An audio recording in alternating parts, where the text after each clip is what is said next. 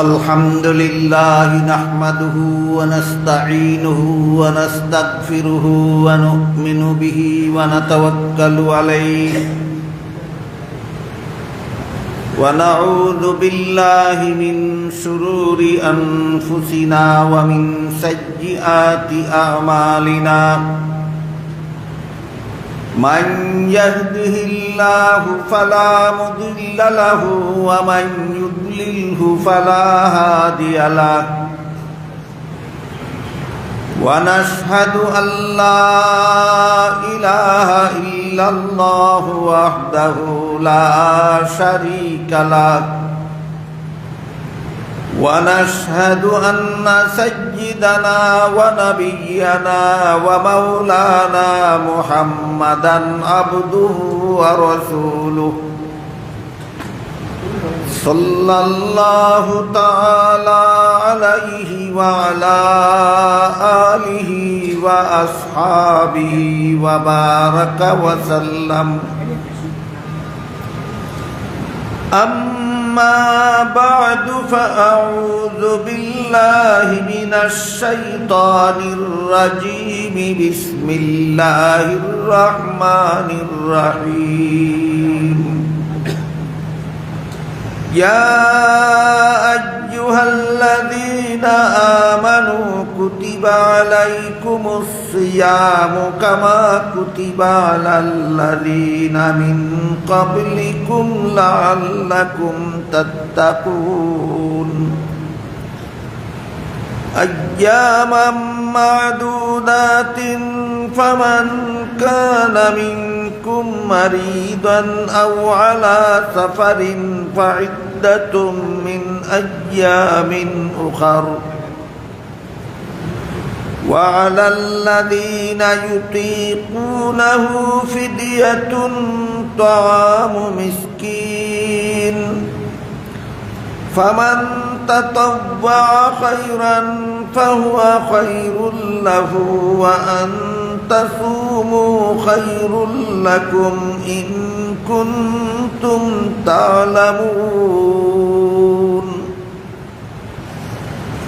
شهر رمضان الذي أنزل فيه القرآن هدى للناس وبينات من الهدى والفرقان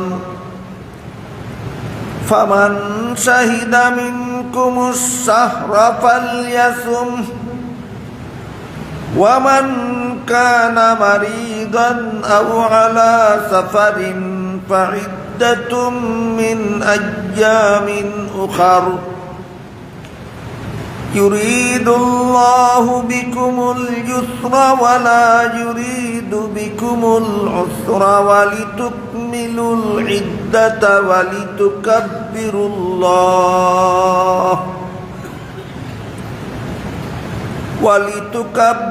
الله على ما هداكم ولعلكم تشكرون بارك الله لنا ولكم في القرآن العظيم ونفعنا وإياكم بالآيات والذكر الحكيم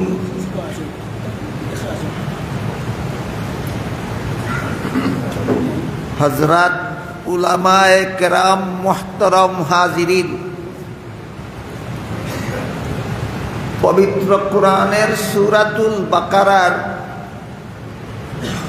183, 84, 85 নম্বর আয়াত আমি আপনাদের সামনে তিলাওয়াত করেছি।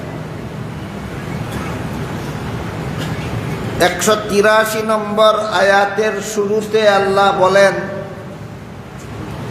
ইয়া আইয়ুহাল্লাযীনা আমানু কুতিবা আলাইকুমুস সিয়াম, অর্থাৎ হে মুমিন মুসলমানগণ, আল্লাহর পক্ষ থেকে তোমাদের জন্য রোজা রাখা ফরজ করা হলো। রোজা রাখা আল্লাহর পক্ষ থেকে মুমিন মুসলমানদের জন্য ফরজ সাব্যস্ত করে দেওয়া হলো। ফরজ এরপরে বলেন কামা কুতিবা আলাল্লাযীনা মিন ক্বাবলিকুম, যেমন ভাবে তোমাদের পূর্ববর্তী উম্মতদের জন্য রোজা রাখা ফরজ ছিল। নামাজ এবং রোজা এই দুইটা ইবাদত এমন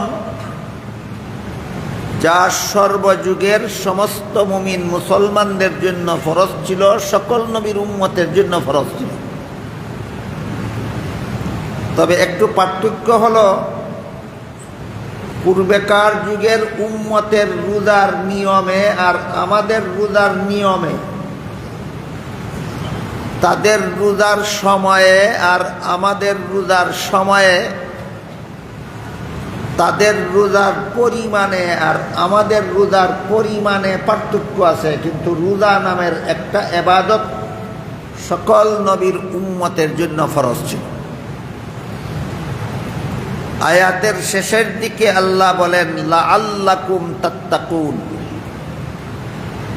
আয়াতের প্রথম অংশ হলো রোজা তোমাদের জন্য ফরজ করা হলো, শেষের অংশ হলো যেন তোমরা এই রোজার মাধ্যমে তাকওয়া অর্জন করতে পারো, গুনাহমুক্ত হতে পারো। যেন তোমরা রোজার মাধ্যমে গুনাহমুক্ত হতে পারো, এই কথাটা ব্যাখ্যা সাপেক্ষ। রোজার মাধ্যমে গুনাহমুক্ত হওয়ার ব্যবস্থা কিভাবে হয়, এটা বোঝার জন্য আমাদের প্রথমেই বুঝে নিতে হবে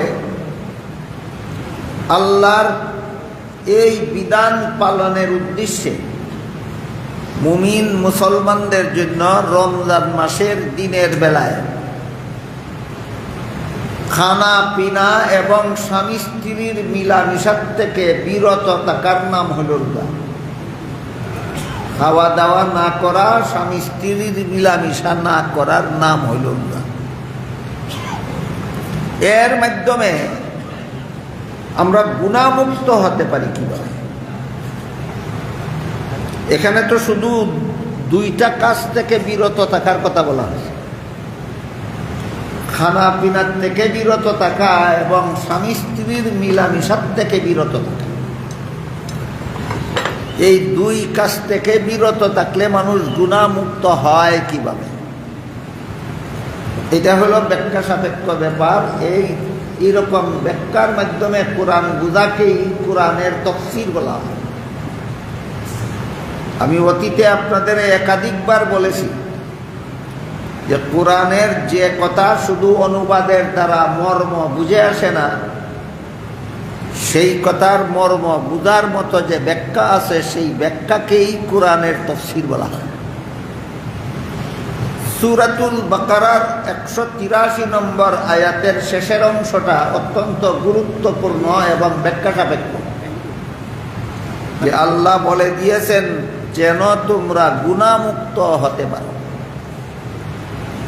এই গুনাহমুক্ত বাংলা ভাষায় আমরা যে বলেছি একটা কথা, গুনাহমুক্ত, এই গুনাহমুক্ত হওয়াটাকেই কোরআনের ভাষায় তাকওয়া বলা হয়।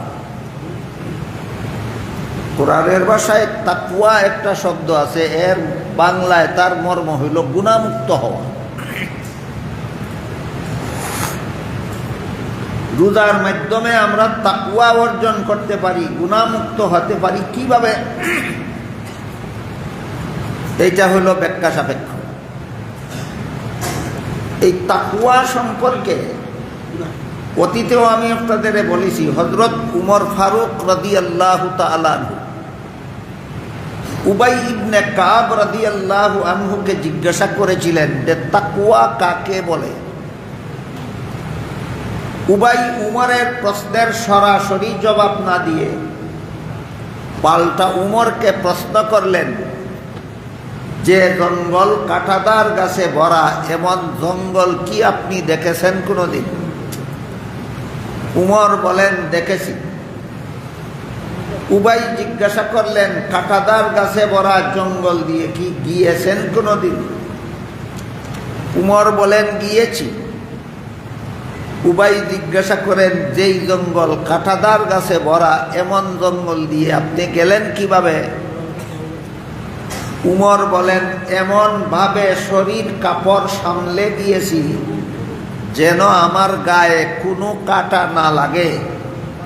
তখন উবাই বলেন, এইটার নামই তাকওয়া। অর্থাৎ গোটা দুনিয়াটা অসংখ্য অগণিত গুনার কাঁটাতার গাছে ভরা একটা জঙ্গলের নাম। এই কথাটা আমরা জীবনভর মনে রাখি। দুনিয়া এমন একটা জঙ্গলের নাম, যেই জঙ্গলটা অসংখ্য অগণিত গুনার কাঁটাতার গাছে ভরা। অর্থাৎ বহু রকমের গুনার পরিবেশে ভরা একটা সমাজের নাম দুনিয়া। এই দুনিয়ার ভিতর দিয়া প্রতিটি মানুষের জান্নাতে যাওয়ার পথ। দুনিয়ার বাইরে দিয়া কেউ কোনোদিন চিরকালের জন্য জান্নাতে যেতে পারবে না। চিরকালের জন্য জান্নাতে পৌঁছতে হলে দুনিয়াতে আসতে হবে, দুনিয়ার জীবন অতিক্রম করতে হবে, তারপরে জান্নাতে পৌঁছতে হবে। বুঝে থাকলে মানুষ বলুন তো, মানুষের জান্নাতে যাওয়ার পথ দুনিয়ার বাইরে দিয়া না দুনিয়ার ভিতর দিয়া? দুনিয়ার ভিতর দিয়া প্রতিটি মানুষের জান্নাতে যাওয়ার পথ। তাই এই দুনিয়ার পথটা অতিক্রম করব যে আমি, আমার সাথে যদি দুনিয়ার থেকে কোনো গুনাহ কবর পর্যন্ত না যায়, তাহলে আমার তাকওয়া হাসিল। গুনাহমুক্ত অবস্থায় কবরে প্রবেশ করতে পারার নাম তাকওয়ার জীবন। তাইলে তাকওয়া শব্দের মর্ম দাঁড়াইল গুনাহমুক্ত জীবনযাপন। গুনাহমুক্ত জীবনযাপন করলেই মানুষ দুনিয়ার থেকে বিদায় হওয়ার পরে সুদা জান্নাতে পৌঁছে যাবে। গুনাহে জড়িত হয়ে দুনিয়ার থেকে বিদায় হলে জাহান্নামের শাস্তি ভোগ করতে হবে। যদি কোনো মানুষ চায় যে আমি জাহান্নামের শাস্তি ভোগ করব না, আমি সরাসরি জান্নাতে প্রবেশ করব, তাহলে তাকে গুনাহমুক্ত অবস্থায় দুনিয়ার থেকে বিদায় হতে হবে। এই গুনাহমুক্ত অবস্থাটাকেই কোরআনের ভাষায় তাকওয়া বলা। কাজেই আল্লাহ যে সূরাতুল বাকারার 183 নম্বর আয়াতে বললেন যে রোজা তোমাদের জন্য ফরজ করা হয়েছে যেন তোমরা তাকওয়া অর্জন করতে পারো, এবার মর্ম ধারালো যেন তোমরা গুনাহমুক্ত হতে পারো। রমজান মাসের রোজা রাখা তোমাদের জন্য ফরজ করা হলো যেন রোজার মাধ্যমে তোমরা গুনাহমুক্ত হতে পারো। এই হলো তাকওয়ার মর্ম। 83 নম্বর আয়াতে বলেছেন রোজা রাখা ফরজ করা হলো। 84 নম্বর আয়াতে বলেছেন কয়েকদিন। 183 নম্বর আয়াতে বলেছেন রোজা রাখা ফরজ করা হলো, 84 নম্বর আয়াতে বলেছেন কয়েকদিন, আর 85 নম্বর আয়াতের শুরুতে বলেছেন কয়েকদিন কোন মাসের? আল্লাহ বলেন শাহরু রমাদান, রমজান মাসের কয়েকদিন রোজা রাখা তোমাদের জন্য ফরজ।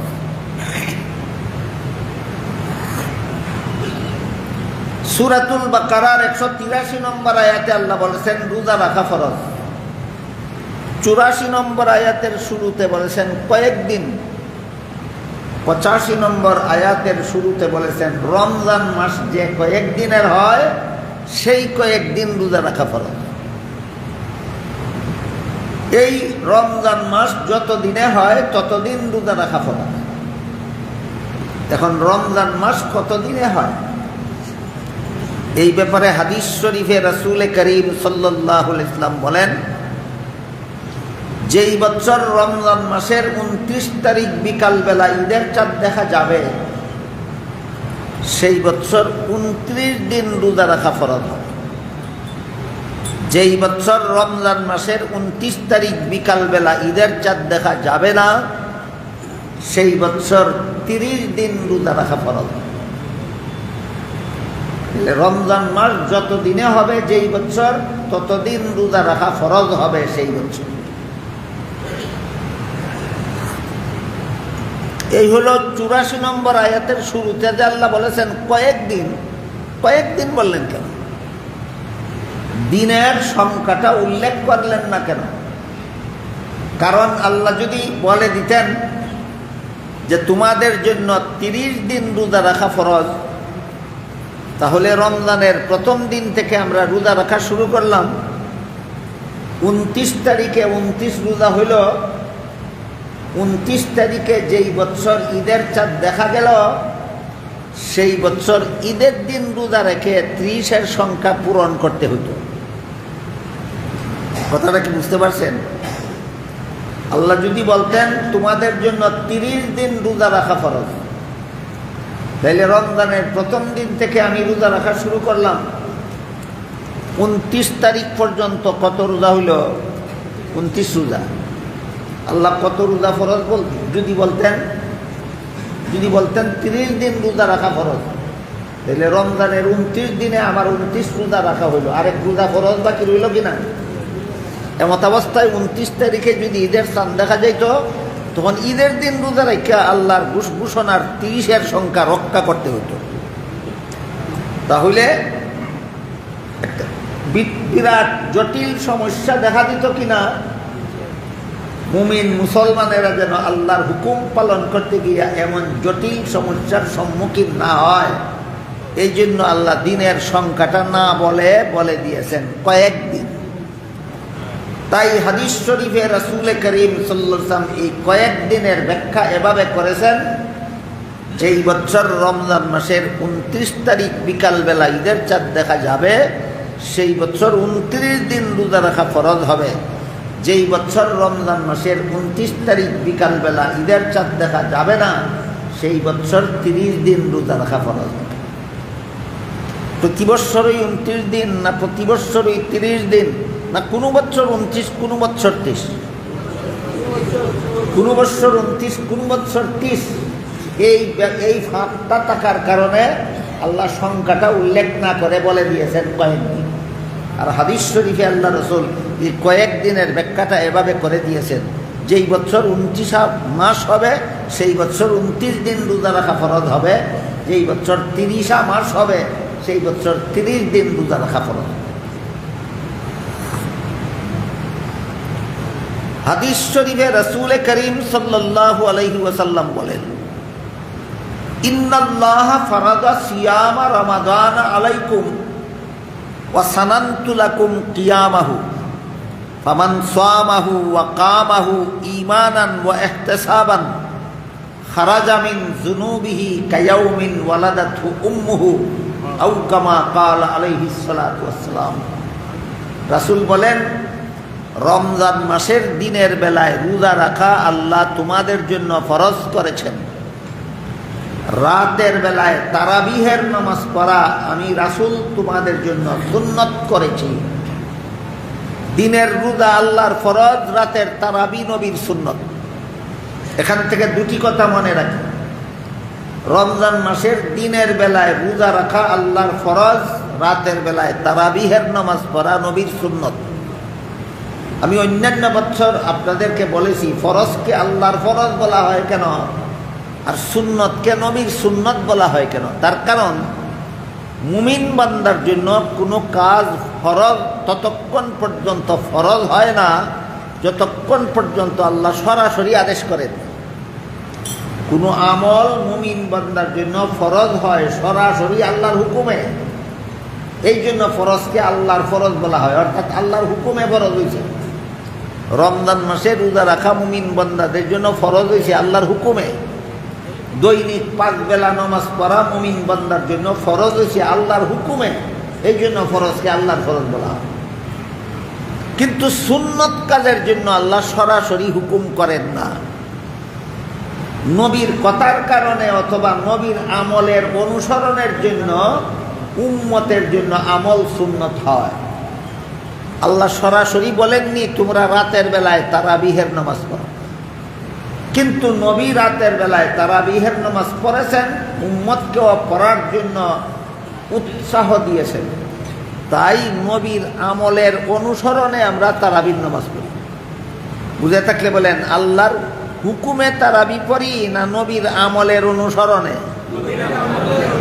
কাজেই উম্মতের জন্য কোনো আমল সুন্নত হয় নবীর কথার কারণে, নবীর আমলের কারণে। এই জন্য সুন্নতকে নবীর সুন্নত বলা হয়, অর্থাৎ নবীর কথার দ্বারা সুন্নত হয়েছে, নবীর আমলের দ্বারা সুন্নত হয়েছে। তো রাসূল বলেন, দিনের বেলায় রোজা রাখা রমজান মাসে আল্লাহ তোমাদের জন্য ফরজ করেছেন, সরাসরি হুকুম করেছেন রোজা রাখো। 85 নম্বর আয়াতের মধ্যভাগে আছে, আল্লাহ বলেন ফাল ইয়াসুমহু, রোজা রাখো।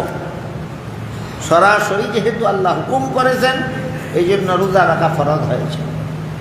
তারাবির নামাজ আমরা সরাসরি আল্লাহর হুকুমে পড়ি না, নবীর আমলের অনুসরণে পড়ি। এই জন্য রাসূল বলেন, রমজান মাসের দিনের বেলায় রোজা রাখা আল্লাহ তোমাদের জন্য ফরজ করেছেন, আর রাতের বেলার তারাবিহের নামাজ আমি রাসূল তোমাদের জন্য সুন্নত করেছি। এখানে বিশেষভাবে স্মরণ রাখার মতো কথা হলো, রমজান মাসের আলাদা আমলেই মাত্র দুইটা, একটা দিনের রোজা আর একটা রাতের তারাবি। রমজানের আলাদা আমল মাত্র দুইটা, দিনের রোজা আর রাতের তারাবি। তাহাজ্জুদের নামাজ 12 মাসই পড়া যায়, কোরআন তেলাওয়াত 12 মাসই করা যায়, তসবিহ তাহলিল জিকির আজকার দুয়া দুরুদ 12 মাসই পড়া যায়। কিন্তু রমজানের রোজা রমজান মাসেই রাখতে হয়, তারাবির নামাজ রমজান মাসেই পড়তে হয়। তাহলে এবার রমজান মাসের আমল কটা সাব্যস্ত হইল? দুইটা, একটা দিনের রোজা আর একটা রাতের তারাবি। এরপরে রাসূল বলেন, দিনের রোজা আল্লাহ তোমাদের জন্য ফরজ করেছেন, রাতের তারাবি আমি রাসূল তোমাদের জন্য সুন্নত করেছি। কাজেই যেই ব্যক্তি এই দুইটা আমল রমজান মাসে করবে, ফামান সামাহু ওয়া কামাহু ঈমানান ওয়া ইহতিসাবান, যে ব্যক্তি রমজান মাসের দিনের বেলায় রোজা রাখবে, রাতের বেলায় তারাবিহের নামাজ পড়বে, ঈমান ঠিক রেখে এবং আল্লাহর কাছে পুরস্কার পাওয়ার আশায়, এই দুই শর্ত। যারা ঈমান ঠিক রেখে আল্লাহর কাছে পুরস্কার পাওয়ার আশায় রমজান মাসের দিনের বেলায় রোজা রাখবে, রাতের বেলায় তারাবিহের নামাজ পড়বে, রাসূল বলেন তাদের সারা জীবনের গুনাহ আল্লাহ এমনভাবে মাফ করে দেবেন যেভাবে নূতন সন্তান বেগুনাহ অবস্থায় জন্মগ্রহণ করে।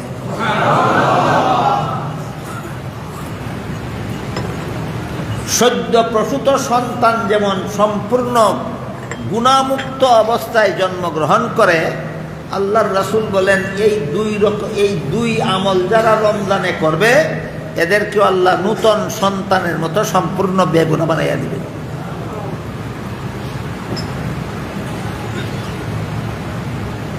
আরেক হাদিসে রাসূল করিম সাল্লাল্লাহু আলাইহি ওয়াসাল্লাম বলেন,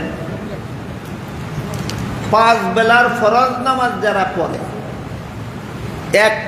এক বেলার ফরজ নামাজ পড়ার পর থেকে যেসব গুনাহ করে, এইসব গুনাহ আরেক বেলার ফরজ নামাজের দ্বারা মাফ হইয়া যায়। ফজরের পর থেকে যত গুনাহ করলো, জোহরের ফরজ নামাজের দ্বারা মাফ হইয়া যায়। জোহরের ফরজ নামাজের পর থেকে যত গুনাহ করলো, আসরের ফরজ নামাজের দ্বারা মাফ হইয়া যায়।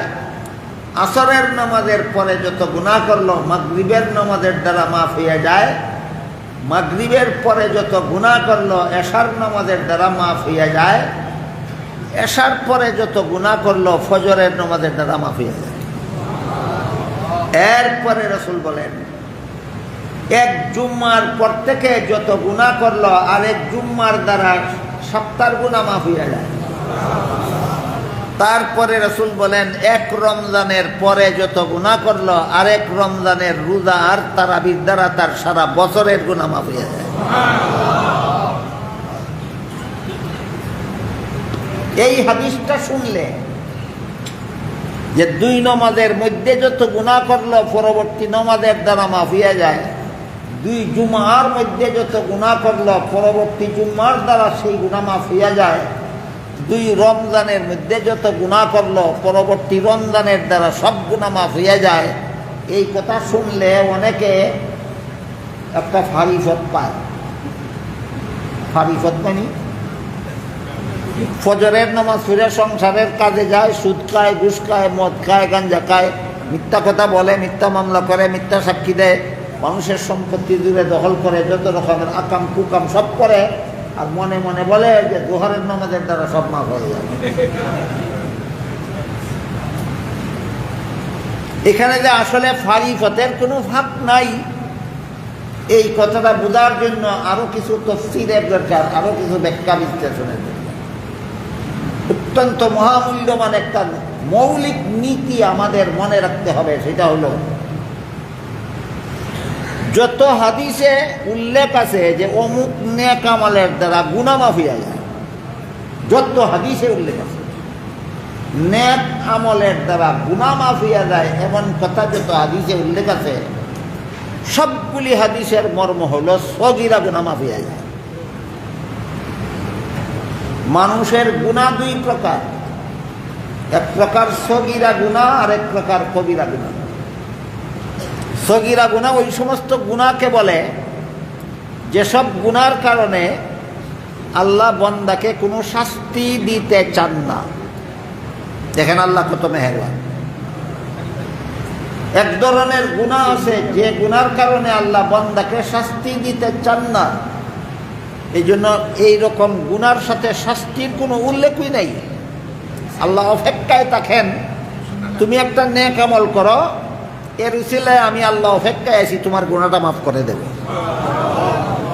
এমন গুনার নাম সগীরা গুনাহ।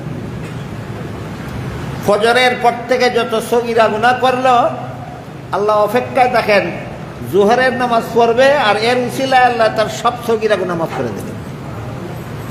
এক রমজানের পরে সারা বছর যত সগীরা গুনাহ করলো আল্লাহ অপেক্ষায় থাকেন, আরেক রমজানের রোজা রাখবে, এর উসিলায় আল্লাহ সব সগীরা গুনাহ মাফ করে। তাইলে সগীরা গুনাহ এমন গুনাহকে বলে যে গুনার কারণে আল্লাহ শাস্তি দেন না, বরং নেক আমলের উসিলায় মাফ করে দেন। এই মর্মে হাদিস শরীফে রাসূল বলেছেন, প্রত্যেক ফরজ নামাজের ফাঁকে যত গুনাহ হয় পরবর্তী ফরজ নামাজের দ্বারা মাফ হইয়া যায়। আগের জুম্মার পর থেকে সারা সপ্তাহ যত গুনাহ হয় পরের জুম্মার দ্বারা তা মাফ হইয়া যায়। আগের রমজানের পর থেকে সারা বছর যত গুনাহ হয় পরের রমজানের রোজার দ্বারা তা মাফ হইয়া যায়। এবার বলেন কোন গুনাহ? এই সগীরা গুনার উদাহরণ যেমন বেখিয়ালে পশ্চিম দিকে কিবলার দিকে থুক নিক্ষেপ করা একটা সগীরা গুনাহ। পশ্চিম দিকে আমরা যেন কোনো সময় থুক নিক্ষেপ না করি, কারণ পশ্চিম দিকে আমাদের কিবলা। সম্মানিত কিনা? কিবলা সারা দুনিয়ার সমস্ত মুসলমানদের জন্য সম্মানিত। এই জন্য কিবলা যেহেতু মুসলমানদের অন্তরের অন্তঃস্থল থেকে একটা সম্মানিত জায়গা, এই জন্য এদিকে যেন আমরা পা না দেই, এদিকে যেন আমরা থুক নিক্ষেপ না করি, এটার সম্মান মর্যাদা রক্ষা করা উচিত। তারপরে যদি কারো খেয়াল থাকে না, বেখেয়ালে কিবলার দিকে থুক নিক্ষেপ করেই ফেলে, আল্লাহ চান না এর দ্বারা তারা শাস্তি দিতে। আল্লাহ অপেক্ষায় দেখেন কোনো একটা নেক আমল করুক, এর উসিলায় আমি তাকে মাফ করে দেব। আরেকটা সগীরা গুনার উদাহরণ, এমন নির্জন জায়গা যেখানে কেউ দেখে না, কোনো মানুষে দেখে না, যেখানে যে নিরিবিলি স্থানে কোনো মানুষে দেখে না, এমন স্থানের মধ্যে বিনা দরকারে উলঙ্গ হওয়ার একটা সগীরা গুনাহ। টয়লেটের ভিতরে আমরা উলঙ্গ হই বিনা দরকারে, না দরকারে গুনাহ হবে, কিন্তু বিনা দরকারে যদি কেউ এমন নির্জনে উলঙ্গ হয়, এটাও একটা গুনার কাজ। কেমন গুনাহ? সগীরা গুনাহ। বিনা দরকারে আপনি নির্জনে উলঙ্গ হলেন, একটা সগীরা গুনাহ হইল। আল্লাহ চান না এর দ্বারা আপনাকে শাস্তি দিতে, এজন্য আল্লাহ অপেক্ষায় থাকেন, একটা নেক আমল করবেন, এর উসিলায় আপনার বিনা দরকারে উলঙ্গ হওয়ার গুনাহ মাফ করে দিবেন। এই সমস্ত গুনাহকে সগীরা গুনাহ বলা হয়, যার কোনো শাস্তি আল্লাহ দুনিয়াতেও দেন না বান্দাকে, আখিরাতেও দেন না, বরং কোনো না কোনো নেক আমলের উসিলায় মাফ করে দেন। এই মূলনীতিটা বুঝলে ফজরের পর থেকে বান্দা যত গুনাহ করে জোহরের নামাজের দ্বারা মাফ হয়ে যায়। এবার বলেন কোন গুনাহ? এশার পর থেকে বান্দা যত গুনাহ করে ফজরের নামাজের দ্বারা মাফ হয়ে যায়। কোন গুনাহ? এক জুম্মার পর থেকে বান্দা যত গুনাহ করে আরেক জুম্মার দ্বারা মাফ হয়ে যায়। কোন গুনাহ? এক রমজানের পর থেকে বান্দা যত গুনাহ করে আরেক রমজানের দ্বারা মাফ হয়ে যায়। কোন গুনাহ? সকিরা। আরেক প্রকার গুনাহ হলো কবিরা গুনাহ। কবিরা গুনাহ ওই সমস্ত গুনাহকে বলা হয় যে গুনার কারণে দুনিয়াতে আখেরাতে শাস্তির কথা কুরআন হাদিসে উল্লেখ আছে। যে গুনার কারণে শাস্তির কথা উল্লেখ আছে কুরআনে হাদিসে, এমন গুনাহকে কবিরা গুনাহ বলা হয়। যেমন 5 বেলার ফরজ নামাজ না পড়লে জাহান্নামের শাস্তির কথা উল্লেখ আছে। রমজান মাসে রোজা না রাখলে জাহান্নামের শাস্তির কথা উল্লেখ আছে। সুদ খাইলে, ঘুষ খাইলে, মদ খাইলে, গাঞ্জা খাইলে, মানুষের সম্পদ অন্যায়ভাবে গ্রহণ করলে, মানুষকে অন্যায়ভাবে কষ্ট দিলে শাস্তির কথা উল্লেখ আছে। এই সমস্ত গুনাহ হইল কবিরা গুনাহ। কবিরা গুনাহ 5 বেলার নামাজের দ্বারা মাফ হয় না। কবিরা গুনাহ জুম্মার নামাজের দ্বারা মাফ হয়। কবিরা গুনাহ রমজানের রোজার দ্বারা মাফ হয় না। কবিরা গুনাহ বান্দার কোনো নেক আমলের দ্বারা মাফ হয় না। কবিরা গুনাহ মাফ হওয়ার ব্যবস্থা হইল তওবা। সগীরা গুনাহ মাফ হওয়ার ব্যবস্থা নেক আমল, আর কবিরা গুনাহ মাফ হওয়ার ব্যবস্থা তওবা। তওবা কাকে বলে? মুখে মুখে তওবা করলাম বলার নাম তওবা নয়। আচ্ছা বলুন তো, কেউ যদি 4 ফরজ আদায় না করে মুখে বলে উযু করলাম,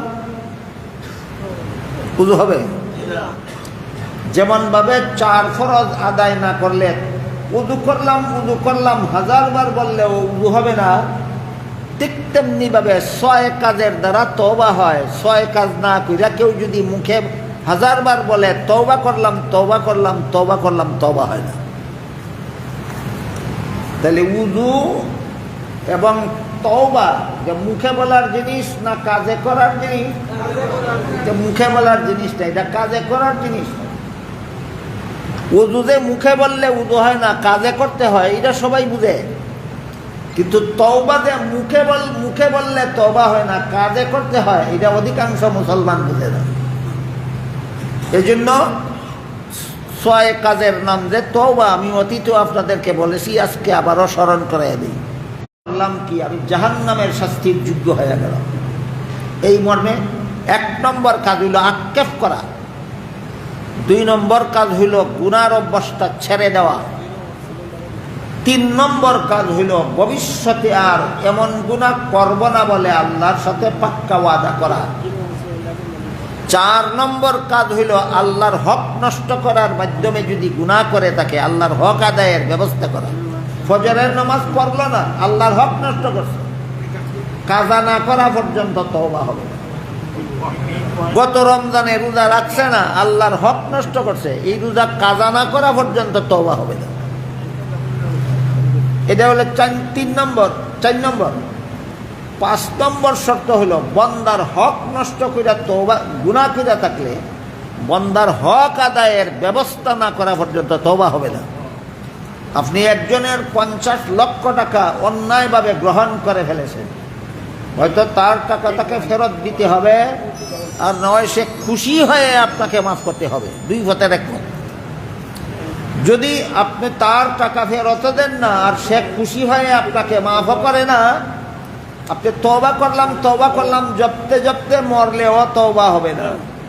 পাওনাদারের পাওনা দেওয়ার নাম তওবা, পাওনাদারের পাওনা না দিয়া তওবা করলাম বলার নাম তওবা নয়।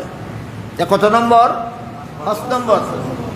6 নম্বর হলো আল্লাহর কাছে কাকুতি মিনতি করে, অনুনয় বিনয় করে মাপ চাওয়া। এই 6 কাজের নাম তওবা।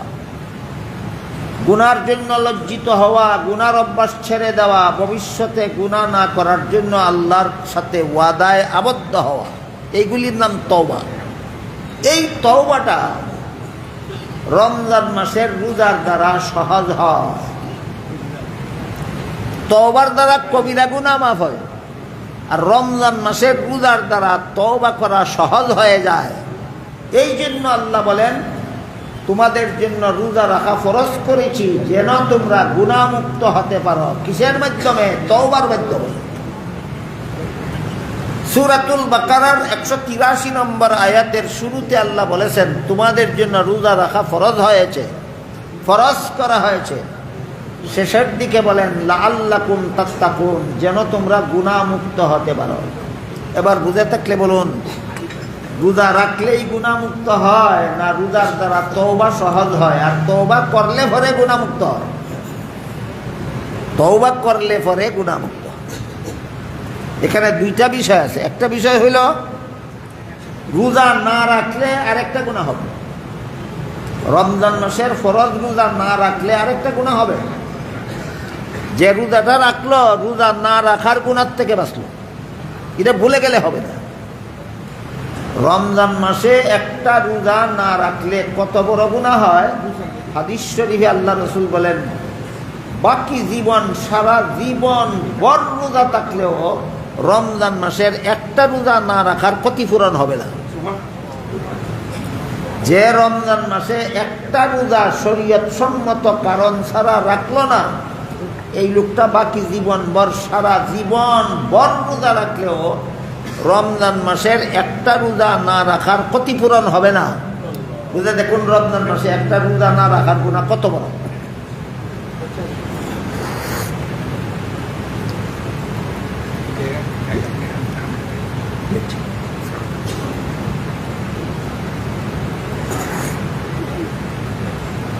তাইলে রমজান মাসে রোজা রাখলে রোজা না রাখার গুনাহ থেকে বাঁচা যায়। কিন্তু রোজা রাখাটা যদি শুধু রোজা রাখাই হয়, আল্লাহ যে বলেছেন রোজার মাধ্যমে তোমরা গুনাহমুক্ত হওয়ার ব্যবস্থা গ্রহণ না কইরা যদি রোজা রাখা হয়, শুধু রোজা না রাখার গুনাহ থেকে বাঁচা যায়, কিন্তু এই রোজার দ্বারা অন্য গুনাহ মাফ হয় না। আর আরেকভাবে রোজা রাখার সিস্টেম আছে, সেইভাবে রোজা রাখলে রোজা না রাখার গুনাহ থেকেও বাঁচা যায়। এই রোজার দ্বারা অন্য সকল গুনাহ থেকেও মুক্তি লাভ করা যায়। ওই ব্যবস্থাটা যেন বান্দা গ্রহণ করতে পারে, এই জন্য উৎসাহ দিয়ে আল্লাহ বলেছেন লাআল্লাকুম তাত্তাকুন। কথাটা আর একটু সহজ করে বলি যেন আমরা অনায়াসে বুঝতে পারি। কথাটা বোঝার জন্য এইভাবে বলা যায়, রোজার দুইটা জিনিস আছে, একটা হইল রোজার দেহ আর একটা হইল রোজার প্রাণ। রোজার দেহ একটা, রোজার প্রাণ একটা। রোজার দেহ হইল দিনের বেলায় খানা পিনা না করা, বিবির সাথে মিলামিশা না করা, এটা রোজার দেহ। এটা না করলে কি হয়? রোজা না রাখার গুনাহ থেকে বাঁচা যায়। কিন্তু সারা জীবন যত কবিরা গুনাহ করছে এইগুলি এই রোজার দ্বারা মাফ হবে না।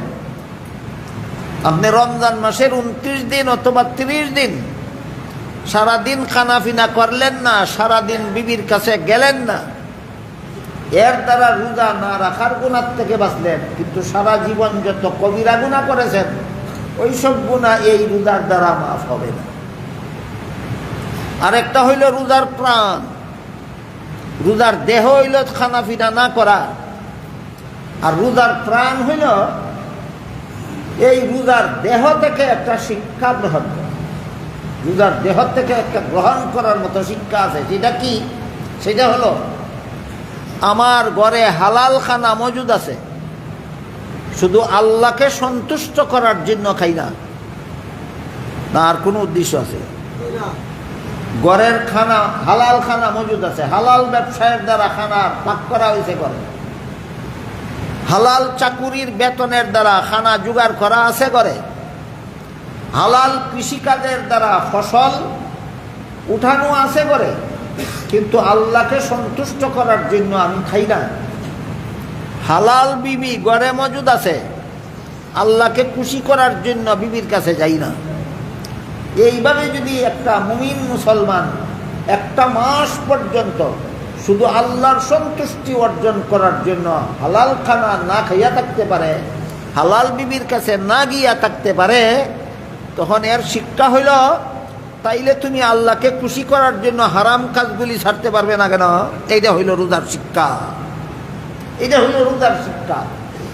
না খাইয়া থাকার নাম রোজা, আর হালাল খানা না খাইয়া যদি থাকতে পারি আল্লাহকে খুশি করার জন্য, তাহলে হারাম কাজগুলি তওবা কইরা ছাড়তে পারবো না কেন? আল্লাহকে খুশি করার জন্য। সেইটা হইল রোজার প্রাণ। রোজার দেহ যদি আমরা পালন করি, রোজা না রাখার গুনার থেকে বাঁচতে পারি। এই রোজার দ্বারা অন্য গুনাহ মাফ হবে না।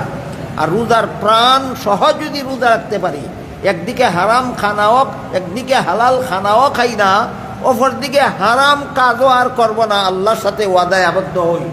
এই রোজার দ্বারা রাসূল বলেন, ফামান সামাহু ওয়া কামাহু ঈমানান ওয়া ইহতিসাবান খারাজা মিন যুনুবিহি কায়াউমিন ওয়ালাদাতহু উম্মুহু। যেই ব্যক্তি দেহ প্রাণ সহ রোজা রাখতে পারল, তার ব্যাপারে রাসূল বলেন, যেই ব্যক্তি রমজান মাসের দিনের বেলায় রোজা রাখে, রাতের বেলায় তারাবিহের নামাজ পড়ে, তার অতীত জীবনের সমস্ত গুনাহ আল্লাহ এমনভাবে মাফ করে দেন যেমনভাবে একটা নূতন সন্তান বেগুনাহ অবস্থায় জন্মগ্রহণ। বিষয়টা আরো পরিষ্কারভাবে বুঝে আসবে ঈদের দিন সম্পর্কের একটা হাদিস বুঝলে পরে। এক হাদিসে রাসূল করিম সাল্লাল্লাহু আলাইহি ওয়াসাল্লাম বলেন, রমজান মাস শেষে ঈদের দিন যখন রোজাদার ঈদগার মাঠে ঈদের নামাজ পড়তে যায়, আল্লাহ তখন ফিরিস্তাদের জিজ্ঞাসা করেন, ও ফিরিস্তারা, আমার এই সমস্ত বান্দারা আজকে ঈদগার মাঠে আসলো কেন? আল্লাহর জানা নাই? জিজ্ঞাসা করেন কেন? একটা ঘোষণা দেওয়ার জন্য। ফিরিস্তা যেই জবাব দিবেন, জবাবের ভিত্তিতে আল্লাহ ঈদগার মাঠে একটা ঘোষণা দিবেন। ঘোষণাটা দেওয়ার পরিবেশ তৈরি করার জন্য আল্লাহ ফিরিস্তাকে জিজ্ঞাসা করেন, ও ফিরিস্তারা, এরা আজকে মাঠে আসলো কেন? ফিরিস্তারা বলে, আল্লাহ, এদেরকে আপনি রমজান মাসে একটা ডিউটি দিয়েছিলেন, ডিউটিটা পালন করে আজকে ঈদগার মাঠে আসছে বেতন নেওয়ার জন্য। আল্লাহ ফিরিস্তাদের জিজ্ঞাসা করেন, তোমরা বলো তো এদেরকে কি বেতন দেওয়া যায়? ফিরিস্তারা বলেন, আল্লাহ, আমরা তো মনে করি ডিউটিটা যারা ঠিক মতে পালন করেছে। এবার বলুন, ডিউটিটা ঠিক মতে পালন হয় শুধু রোজার দেহের দ্বারা না প্রাণ সহ? রোজার দেহ হইল দিনের বেলায় হালাল খানা না খাওয়া, আর রোজার প্রাণ হইল সমস্ত হারাম কাজ তওবা করে ছেড়ে দেওয়া। রোজার প্রাণ। এই দুইটা কথা যেন বলি না। দিনের বেলায় না খাওয়া হইল রোজার দেহ, আর সকল প্রকার হারাম কাজ তওবা করে ছেড়ে দেওয়া রোজার প্রাণ। এদের রোজা হইল ঠিক মতে রোজা রাখা। ফিরিস্তারা বলেন, আল্লাহ, আমরা তো মনে করি যারা ঠিক মতো আপনার দেওয়া ডিউটিটা পালন করে আসছে, এদের পুরস্কারটা পুরাপুরি দেওয়া দরকার। আল্লাহ তখন বলেন, ফিরিস্তারা, তোমরা সাক্ষী দেখো, এদের জীবনের সমস্ত গুনাহ আমি আল্লাহ মাফ করে দেব। এইবার রসুলের ওই হাদিস বোঝা সহজ হয়ে যাবে, যেখানে রসুল বলেছেন, ইন্নাল্লাহা ফারাদা সিয়ামা রমাদান আলাইকুম ওয়া সানানতু লাকুম কিয়ামাহু ফামান সামাহু ওয়া কামাহু ঈমানান ওয়া ইহতিসাবান খারাজা মিন যুনুবিহি কায়াউমিন ওয়ালাদাতহু উম্মুহু। আল্লাহ রমজান মাসের দিনের বেলায় রোজা রাখা তোমাদের জন্য ফরজ করেছেন, রাতের বেলায় তারাবিহের নামাজ পড়া আমি রাসূল তোমাদের জন্য সুন্নত করেছি। কাজেই যেই ব্যক্তি এই দুই আমল রমজান মাসে করবে, বলুন, অপূর্ণভাবে করলে না পরিপূর্ণভাবে করলে? এবার বলেন, পরিপূর্ণ রোজা কারে কয়? শুধু না খাওয়ার নাম, না তওবা করে সমস্ত গুনাহ ছেড়ে দেওয়ার নাম? তওবা করে সমস্ত গুনাহ ছেড়ে দেওয়ার নাম পরিপূর্ণ রোজা। আল্লাহ বলেন, রসুল বলেন, এদের সারা জীবনের গুনাহ আল্লাহ এমনভাবে মাফ করে দেবেন যেভাবে নূতন সন্তান বেগুনাহ অবস্থায় জন্মগ্রহণ করে। এতক্ষণের আলোচনার থেকে আমরা যে গুরুত্বপূর্ণ দুইটা জিনিস জানতে পারলাম, একটা হইল রোজার দেহ, আর একটা হইল রোজার প্রাণ। রোজার দেহ হইল দিনের বেলায় খানা পিনা না করা, আর রোজার প্রাণ হলো আমি যদি হালাল খানা খাই ছাড়তে পারলাম, তাহলে হারাম কাজ ছাড়তে পারবো না কেন? এই শিক্ষাটা গ্রহণ করা রমজান মাসে, এটা হইল রোজার প্রাণ। কেউ যদি রোজার প্রাণ অর্জন করলো না, শুধু রোজার দেহটা রাখলো, শতকরা 100 বিফল হবে না তার রোজা। অন্তত রোজা না রাখার গুণার থেকে তো বাঁচবে। কি বুঝলেন? সুদও খায়, ঘুষও খায়, মদও খায়, গাঞ্জাও খায়, মিথ্যা কথাও বলে, মিথ্যা সাক্ষীও দেয়, মিথ্যা মামলাও করে, দুর্নীতিও করে, জালিয়াতিও করে, সকল রকমের অপকর্মও করে, আবার রোজাও রাখে। এমন রোজাদার আসেনি দেশ।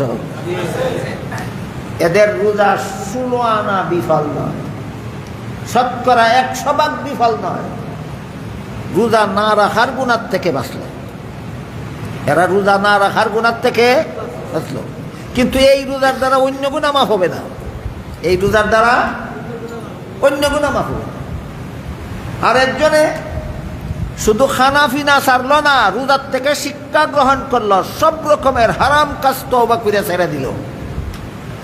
এই রোজাদারের ব্যাপারে হাদিস শরীফে আল্লাহ রাসূল বলেছেন, আউয়ালুহু রাহমাতুন ওয়া সানিহু মাগফিরাতুন ওয়া আখিরু আওসাতুহু মাগফিরাতুন ওয়া আখিরুহু ইতকুম মিনান নিরান, আও কামা ক্বালা আলাইহিস সালাতু ওয়াস সালাম। যারা রমজানের শিক্ষা গ্রহণ করে, হালাল খানা যদি আল্লাহরে খুশি করার জন্য ছাড়তে পারি, তাহলে হারাম কাজ ছাড়তে পারবো না কেন? এই শিক্ষাটা যারা রমজানের প্রথম দশকে গ্রহণ করে, প্রথম দশক থেকেই তাদের জন্য রহমত নাজিল শুরু হয়ে যায়।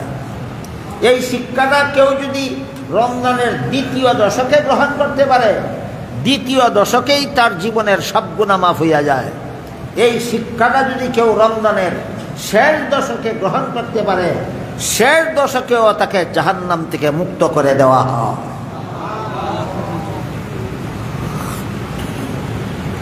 তাহলে একটা হইল রোজার দেহ, তারও কিছু না কিছু উপকার আছে। কমপক্ষে রোজা না রাখার গুণার থেকে বাঁচল। আর একটা হইল রোজার প্রাণ, এটা 16 আনা উপকার। এই রোজার প্রাণ যারা অর্জন করতে পারে, তাদের অতীত জীবনের সমস্ত গুনাহ মাফ হইয়া যায়।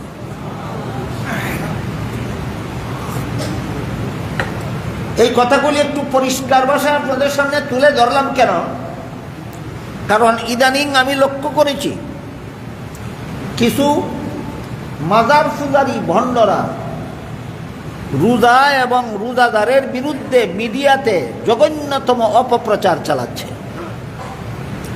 একদল মাজার পূজারী ভণ্ডরা রোজার বিরুদ্ধে, রোজাদারের বিরুদ্ধে মিডিয়াতে অপপ্রচার চালাচ্ছে। কি অপপ্রচার? এই ব্যাপারে আপনাদের জ্ঞান ধারণা, চিন্তা চেতনা জাগ্রত করার জন্য রোজার দেহের উপকারিতা, রোজার প্রাণের উপকারিতা পৃথক পৃথকভাবে পরিষ্কারভাবে বলে দিলাম, যেন এই ভণ্ডদের শয়তানি প্রচারণার ব্যাপারে আপনারা সতর্ক হতে পারেন। এরা কি অপপ্রচারণা চালাচ্ছে সেই আলোচনায় যাওয়ার আগে এদেরকে আমি বলেছি, ভণ্ড এবং মাজার পূজারী এই দুই শব্দের পরিচয় আগে আমাদের জানা থাকতে হবে। আমাদের সমাজে একদল ভণ্ড মাজার পূজারী আছে, এদেরকে ভণ্ড বললেও এরা খুব উত্তেজিত হয়, রাগান্বিত হয়। মাজার পূজারী বললেও খুব রাগান্বিত হয়। আমি আপনাদের জিজ্ঞাসা করি, চুরকে চুর বললে খুশি হয় নাকি? খুনিরে খুনি বললে খুশি হয়? বদমাসরে বদমাস কইলে খুশি হয়? সেতে কেন সেতে? কারণ চুরে চুর কইলে সমাজের মানুষ যদি জেনে ফেলে সে চুর, আর চুরি করার সুযোগ লাভ করতে পারে। খুনিরে খুনি বললে সমাজের মানুষ যদি চিনে সে খুনি, তাইলে আর সহজে খুন করতে পারবে না। জিনাকারকে জিনাকার বললে সমাজের মানুষ চিনে ফেলবে এরা জিনাকার, কাজে এরা সহজে আর জিনার পরিবেশ করতে পারবে না। এই জন্য চুরে চুর কইলেও রাগান্বিত হয়, খুনিরে খুনি কইলেও রাগান্বিত হয়, জিনাকারকে জিনাকার বললেও রাগান্বিত হয়।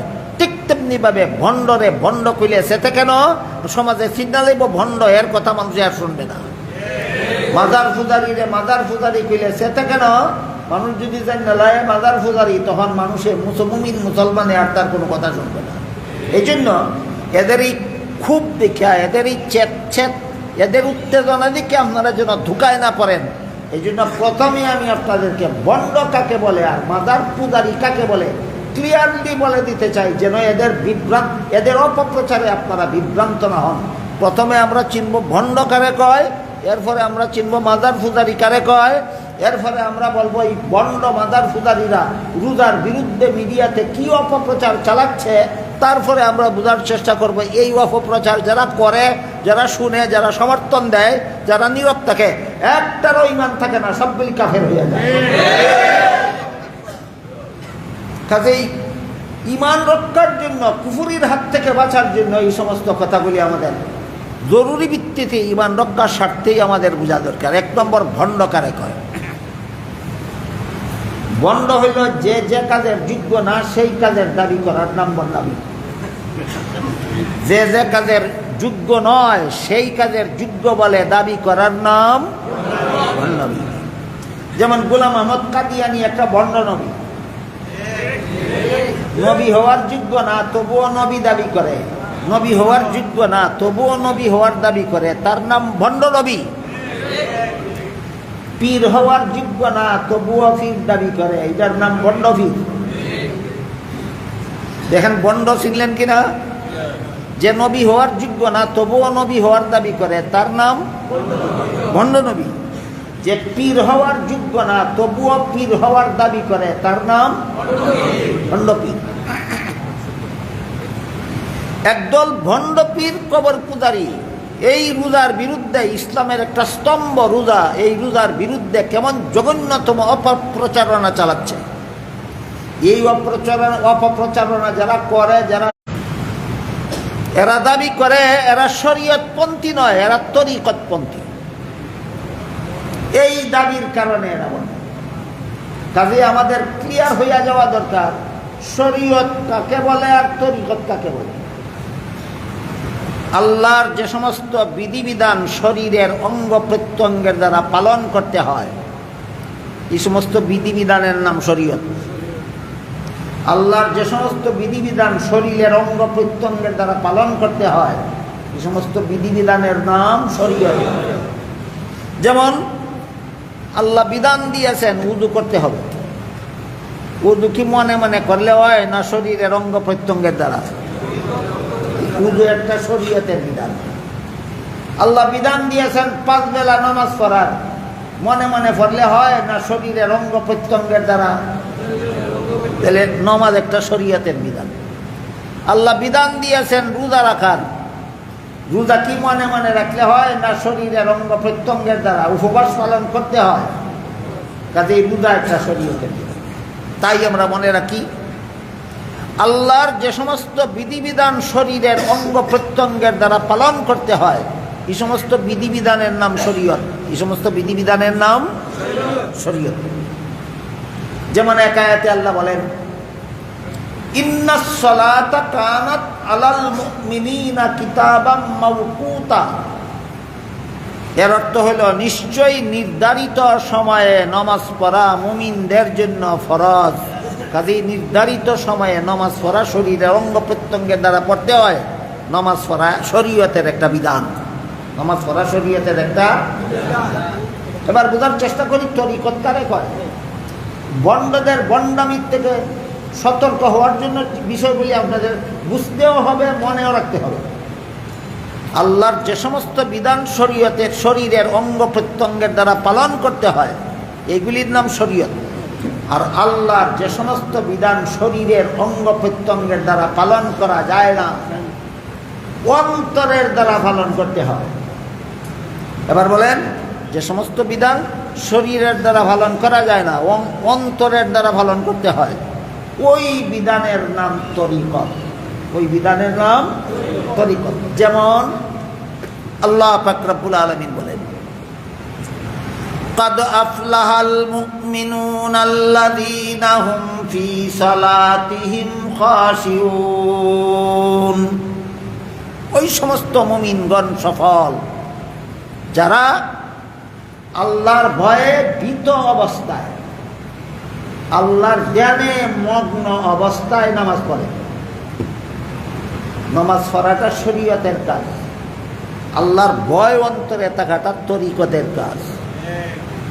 আল্লাহর ধ্যানে মগ্ন, নামাজের মধ্যে আল্লাহর ধ্যানে মগ্ন থাকাটা, আল্লাহর ধ্যানে মগ্ন হয় শরীরের অঙ্গ প্রত্যঙ্গের দ্বারা না অন্তরের দ্বারা? তা আল্লাহর ধ্যান মগ্নতাটা শরীয়তের কাজ না তরিকতের কাজ? তরিকতের কাজ। রুকু সেজদা করা শরীয়তের কাজ, আল্লাহর ধ্যানে মগ্ন থাকা তরিকতের কাজ।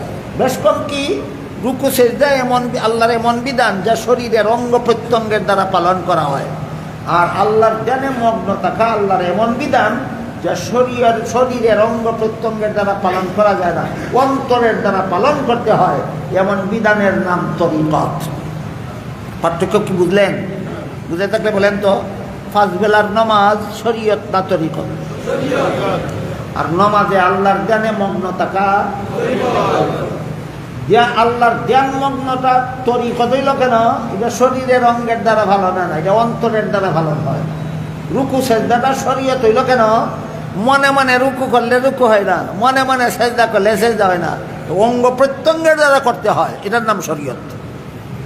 বন্ডদেরকে চিনার জন্য, বন্ডদের ভণ্ডামির থেকে নিজেদের ইমান হেফাজতের জন্য এই শরীয়ত আর তরিকতের পার্থক্য আগে মনে রাখতে হবে, তারপরে বুঝবো এরা বন্ড কিভাবে হলো। এই ভণ্ডরা যারা বলে যে মনের নামাজ বড় নামাজ, জীবনে একবার পড়লেই হয়।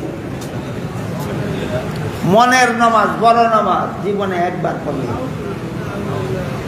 মনের নামাজ কোন নামাজ? আল্লাহর ধ্যান মগ্ন।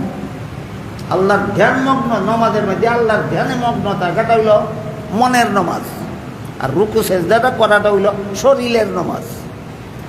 নামাজের দাঁড়ানি, সূরা কেরাত পড়া, তাসবিহ পড়া, রুকু সেজদা করা, এইগুলি হইল শরীয়তের নামাজ।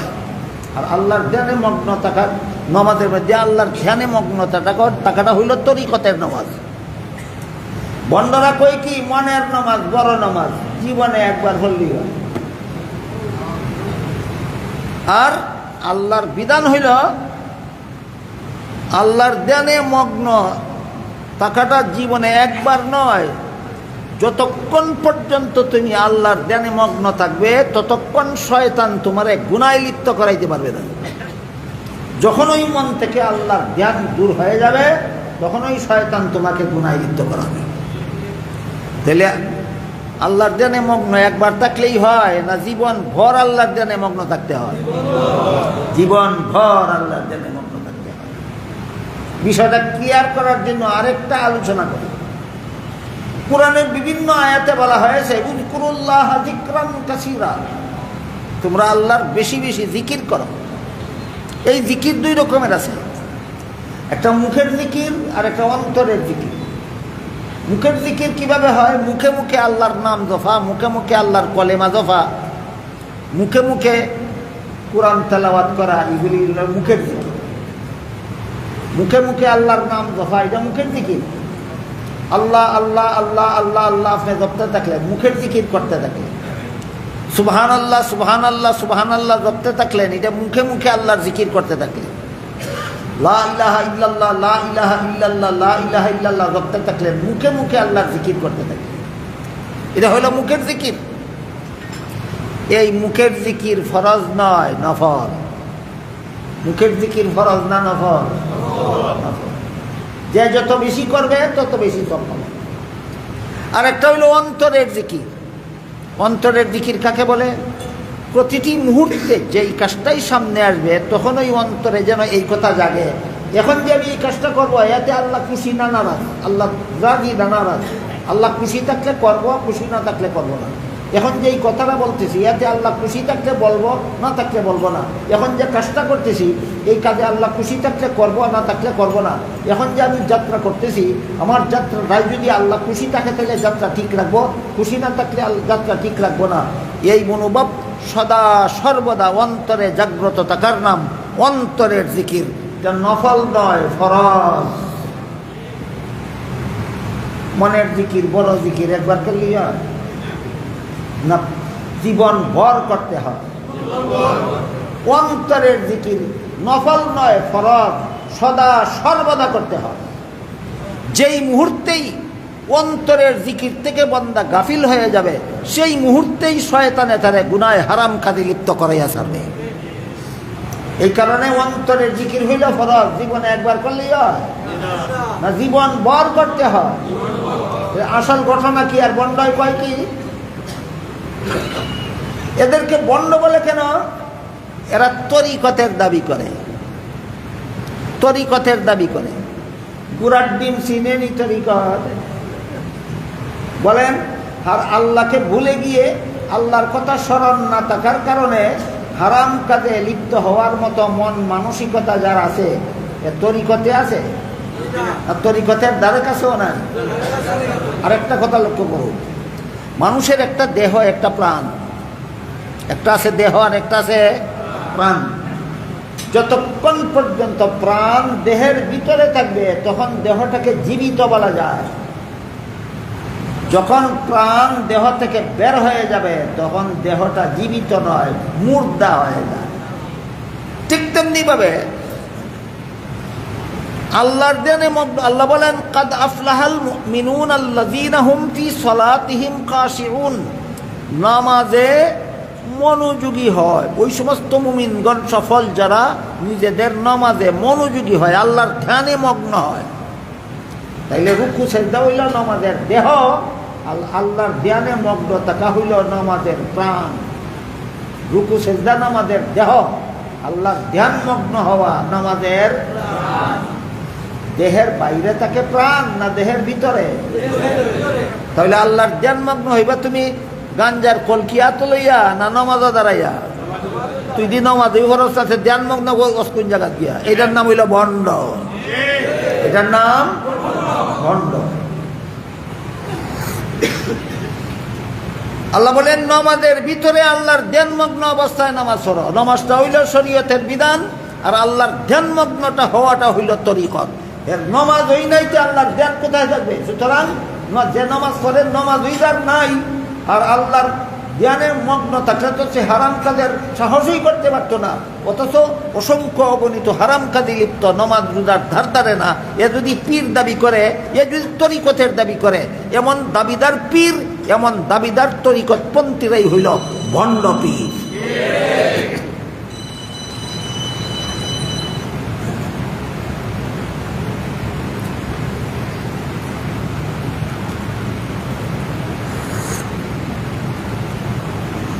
এতক্ষণে চিনলাম ভণ্ড কারে কয়? ভণ্ড তরিকতের গন্ধ চিনে না, তরিকতের দাবিদার।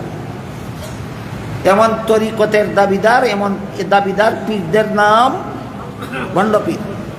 এখন শোনেন মাজার পূজারি কারে কয়? এক ভণ্ডে, গত বছর আপনাদেরকে আমি বিস্তারিত শোনাইছি, আজকে একটু স্মরণ করাইয়া দিই। এক ভণ্ডে ওলির শানের নামে একটা গান গায়। গানের মধ্যে কয়, আল্লাহর দন রসুলরে দিয়া আল্লাহ গেল গাই বইয়া, রসুলের দন খাজায় ফেইয়া শুইল গিয়া আজমিরে, কেউ ফিরে না খালি হাতে খাজা বাবার দরবারে। আপনারা যারা যারা নাউজুবিল্লাহ পড়ছেন কতটুকু বুঝে শুনে পড়ছেন আমি জানি না। আমি যদি এই গানের মধ্যে কি পরিমাণ কুফুরি আছে যদি একটা একটা করে বলি তাহলে রাত 12টা পর্যন্ত শেষ হবে না। আল্লাহর দন রসুলকে দিয়ে এটা একটা কুফুরি। কারণ আল্লাহ পাক রব্বুল আলামিন, আমি সরাসরি মনে করি আমি জানি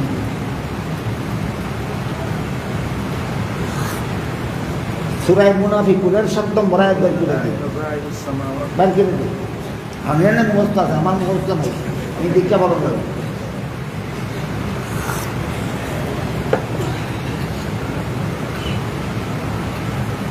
সূরা মুনাফিকুনের 7 নম্বর আয়াত।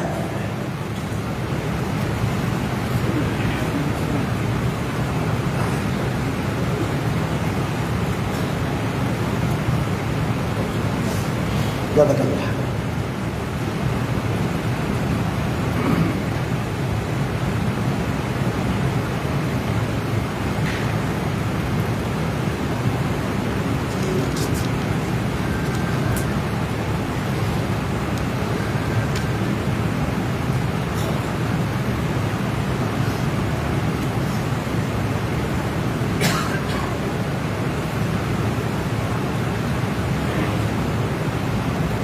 সূরা মুনাফিকুনের 7 নম্বর আয়াতে আল্লাহ বলেন, ওয়ালিল্লাহি খাযাইনুস সামাওয়াতি ওয়াল আরদ, আসমান জমিনের ধনভাণ্ডারের মালিক আল্লাহ।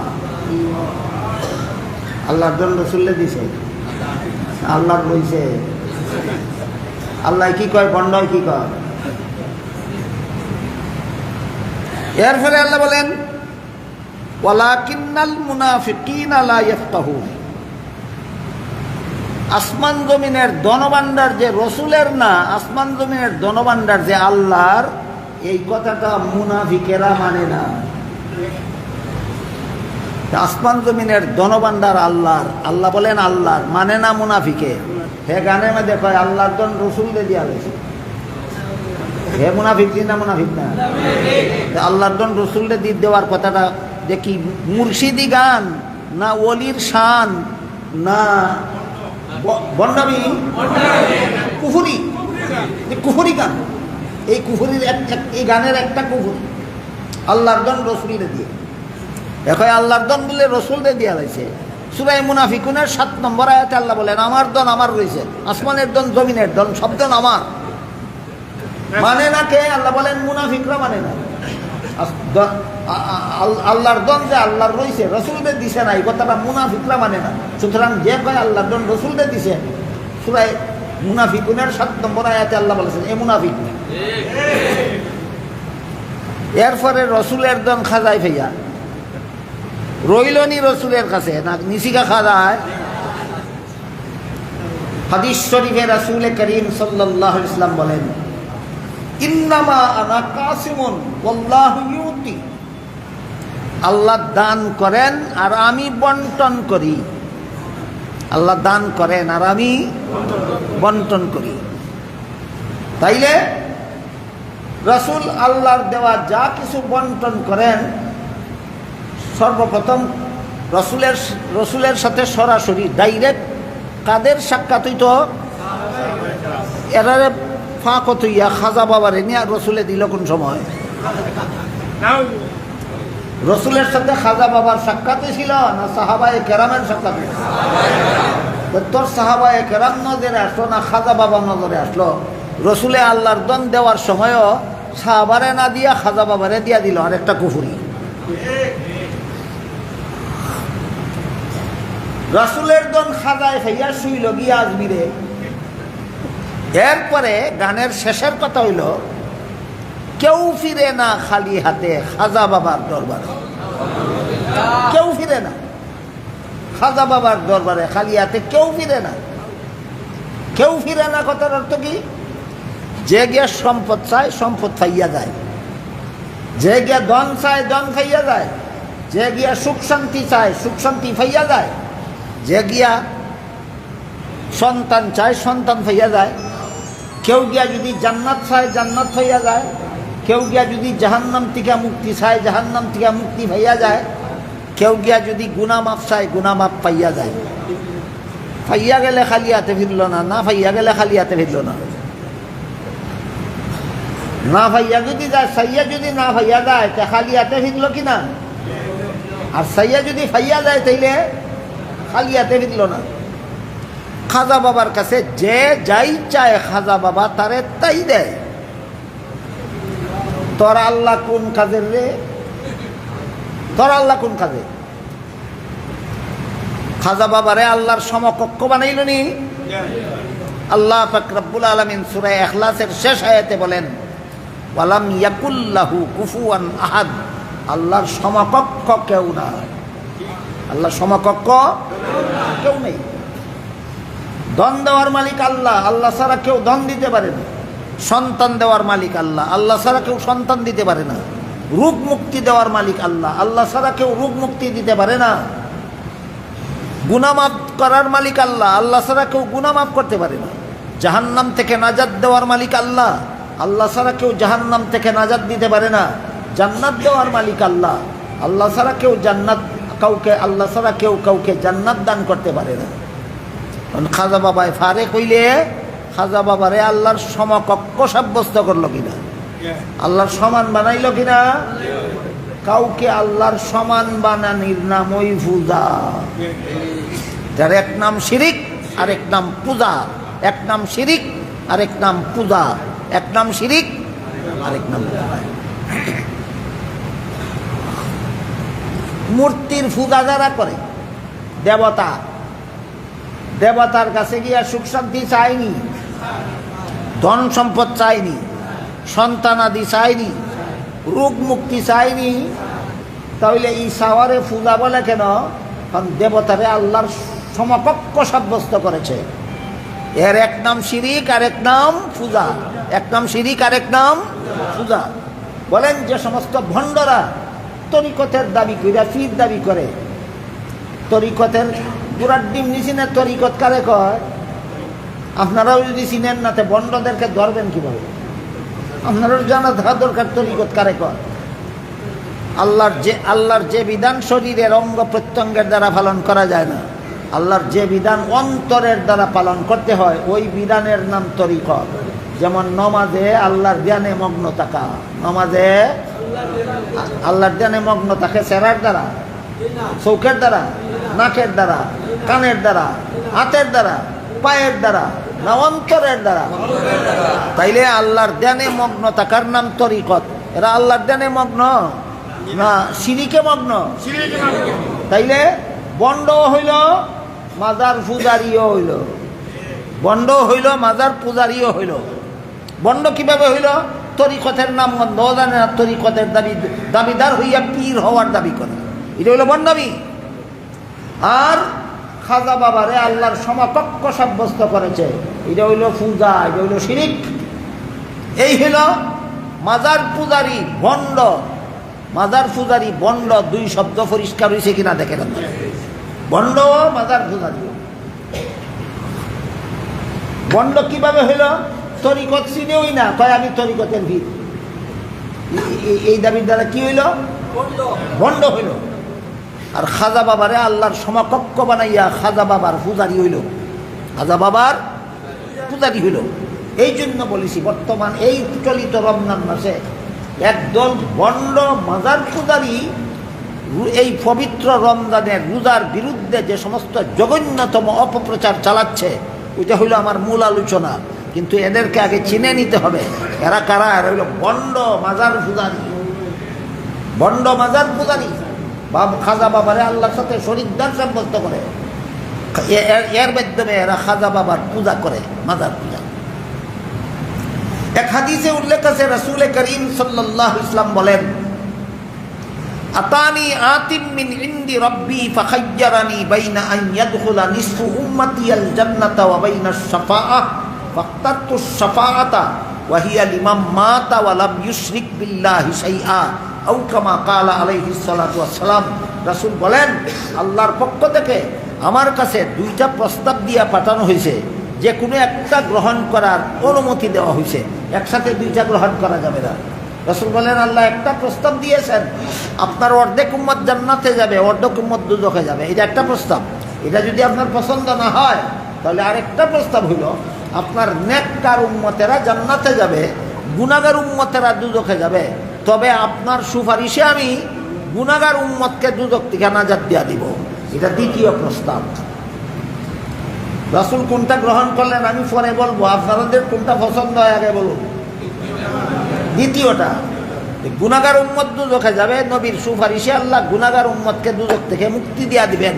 রাসূল বলেন, আমি এই প্রস্তাবটা গ্রহণ করলাম। আমার গুনাহগার উম্মত দুজখে যাবে, আমার সুপারিশে আল্লাহ এদেরকে নাজাত দিয়া দিবেন। কিন্তু যারা আল্লাহর সাথে শরীকদার সাব্যস্ত করিয়া, যারা আল্লাহ ছাড়া অন্য কারো পূজা কইরা মরে, চাই সুন্নতি লিবাস ধারণকারী হোক, চাই সুন্নতি দাড়িওয়ালা হোক, চাই সুন্নতি ভাগরিওয়ালা হোক, আল্লাহর সাথে শরীকদার সাব্যস্ত করলে সুন্নতি দাঁড়িয়ে আর তারে জাহান্নাম থেকে রক্ষা করতে পারবে না, সুন্নতি ফাগরি আর তারে জাহান্নাম থেকে রক্ষা করতে পারবে না। আল্লাহর সাথে শরীকদার সাব্যস্তকারীদের জন্য একদিকে আল্লাহর জান্নাত চিরতরে হারাম, আর একদিকে নবীর শাফাআত তার জন্য চিরতরে হারাম।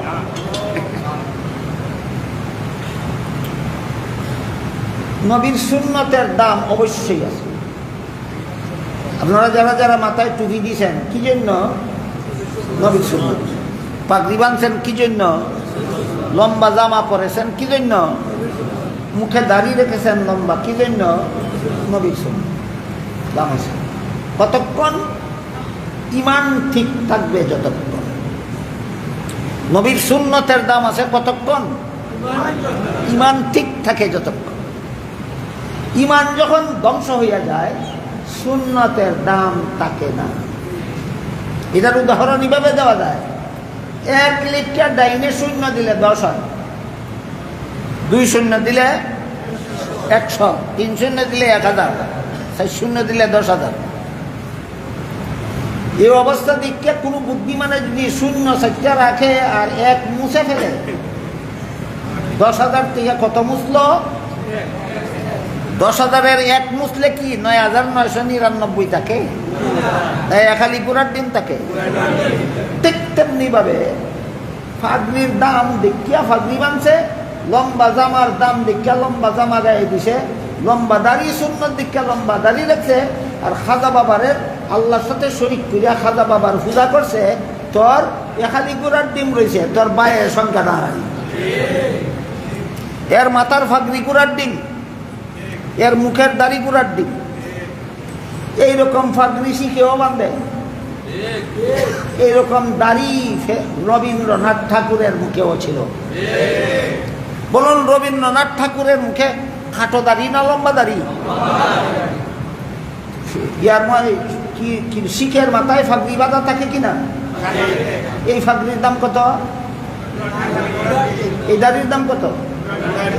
প্রমাণ হইল যার ইমান নাই তার দাড়ির কোনো দাম নাই, যার ইমান নাই তার ফাগরির কোনো দাম নাই, যার ইমান নাই তার লম্বা জামার কোনো দাম নাই। সুতরাং যেই ভণ্ড মাজার পূজারি মাথার ফাগরি বাঁধে, গায়ে লম্বা জামা রাখে, জামা দিয়ে ঢেকে রাখে, মুখে লম্বা দাড়ি রাখে, আর কয় কেউ ফিরে না খালি হাতে খাজা বাবার দরবারে, তোর মুখের দাড়ি রবীন্দ্রনাথ ঠাকুরের দাড়ির মতো, তোর মাথার ফাগরি শিখের ফাগরির মতো। শিখেরও ইমান নাই, তোরও ইমান নাই, রবীন্দ্রনাথ ঠাকুরেরও ইমান নাই, তোরও ইমান নাই। ইটার মাথা তো ফাগরি আছে, তোর মাথা তো ফাগরি আছে, ওইটার মুখও দাঁড়িয়ে আছে, তোর মুখও দাঁড়িয়ে আছে, মানে খালি বুড়ার ডিম আছে, বামের সংখ্যা নাই। এবার বলেন, ফাগরিদারির দাম কতক্ষণ? ইমান থাকে যতক্ষণ। ফাগরিদারির দাম কতক্ষণ? ইমান থাকে যতক্ষণ। যখন ইমান থাকে না তখন তোমার ফাগরি শিকার ফাগরির মতো হইয়া যায়। যখন ইমান থাকে না, যখন খাজা বাবার পূজা করস, তখন তোর মুখের দাড়ি রবীন্দ্রনাথ ঠাকুরের দাড়ির মতো হইয়া যায়। 2 শব্দ বুঝাইলাম আপনাদের কি বন্ধ? মাজার পূজারি আর বন্ড। বন্ড কেমনে হয়? তরিকত চিনে না গুড়ার ডিম, হে তরিকতের ভিড়। আপনারা চিনলেন কিনা তরিকত কারে কয়? বলুন, উজুর নাম তরিকত, উজুর নাম উজুর নাম শরীয়ত। বুঝলেন কিভাবে? যে শরীরের অঙ্গ প্রত্যঙ্গের দ্বারা পালন করতে হবে। নমাজের নাম তরিকত, শরীয়ত। বুঝলেন কিভাবে? শরীরের অঙ্গ প্রত্যঙ্গের দ্বারা পালন করতে হয়। হজের নাম তরিকত না শরীয়ত? যাকাতের নাম তরিকত না শরীয়ত? আর নমাজে আল্লাহর দানে মগ্ন হওয়ার নাম তরিকত। বুঝলেন কিনা? আল্লাহর যে বিধান শরীরের অঙ্গের দ্বারা পালন করতে হয় এটার নাম শরীয়ত, আর আল্লাহর যে বিধান অন্তরের দ্বারা পালন করতে হয় সেটার নাম তরিকত। বন্ড শয়তান গুড়ার ডিমোসিনে না শরীয়ত কারে কয়, তরিকত কারে কয়? কয় আমরা শরীয়তপন্থী না, আমরা তরিকতপন্থী। সত্যই তরিকতপন্থী না তরিকতের নামে ভণ্ড? এই হলো ভণ্ডের পরিচয়। আর মাজার পূজারির পরিচয়, খাজা বাবার মাজারও গিয়ে যে যা চায় খালি হাতে ফিরে না। আল্লাহর সমান বানাইল নি? তা আল্লাহর সমান বানাইলে কি হয়? শিরিক হয়, পূজা হয়। শিরিক হয়, পূজা হয়। এই তরিকতের নামের ভণ্ড পীরেরা এইভাবে পূজা মাজার পূজায় লিপ্ত। গান গায়, পূজার গান, আর কয় গান গাই না, ওলির শান গাই। গান গায় করে না, শান গায় করে। কার শান? ওলির শান। আমি বলি, তুই তোর কপালে নাই মরণ পর্যন্ত ওলি কারে কয়েছি না? তুই বন্ডের কপালে ওলির পরিচয় হাসিল হবে না কোনোদিন। তুই মাজার ফুজারিদের নসিবে কোনোদিন ওলির পরিচয় হাসিল হবে না। আমি অন্য সময় আপনাদেরকে বলে দিয়েছি যে কোনো মানুষ 5 কাজের দ্বারা আল্লাহর ওলি হয়। কত কাজের দ্বারা? 5 কাজের দ্বারা আল্লাহর ওলি হয়। 1 নম্বর কাজ, সকল রকমের গুনাহ থেকে তওবা করা। সকল প্রকার গুনাহ থেকে যতক্ষণ পর্যন্ত তওবা করবে না ততক্ষণ পর্যন্ত ওলি হতে পারবে না। 2 নম্বর কাজ, সমস্ত ফরজ আমল ঠিক মতে আদায় করা। একটা ফরজ আদায় বাকি থাকলে আল্লাহর ওলি হতে পারবে না। 3 নম্বর কাজ, সমস্ত ওয়াজিব আমল ঠিক মতে করা। একটা ওয়াজিব আমল করার অভাব থাকলে ওলি হতে পারবে না। 4 নম্বর কাজ, সমস্ত সুন্নতে মুআক্কাদা আমল করা। একটা সুন্নতে মুআক্কাদা ঠিক মতো আমল না করলে আল্লাহর ওলি হতে পারবে না। 1 নম্বর গুনার অভ্যাস ছেড়ে দেওয়া, 2 নম্বর ফরজ আমল করা, 3 নম্বর ওয়াজিব আমল করা, 4 নম্বর সুন্নতে মুআক্কাদা আমল করা। ওই শ্রেণী বলি আরেকটা রয়েছে, আরেকটা রয়েছে পরেরটা মুখাদ্দা পরে। এই 4টা করলে কি হয় শুনেন? গুনার অভ্যাস ছেড়ে দিলে জাহান্নাম থেকে বাঁচা যায়। ফরজ ওয়াজিব আমল করলে জান্নাত পাওয়া যায়। সুন্নতে মুআক্কাদা আমল করলে নবীর শাফাআত পাওয়া যায়, কিন্তু ওলি হওয়া যায় না। কোন কাজের দ্বারা কি হয় জীবন বর্মনে রাখি? গুনাহ ছেড়ে দিলে জাহান্নাম থেকে বাঁচা যায়, ফরজ ওয়াজিব আমল করলে জান্নাত পাওয়া যায়, সুন্নতে মুআক্কাদা আমল করলে নবীর শাফাআত পাওয়া যায়, কিন্তু ওলি হওয়া যায় না।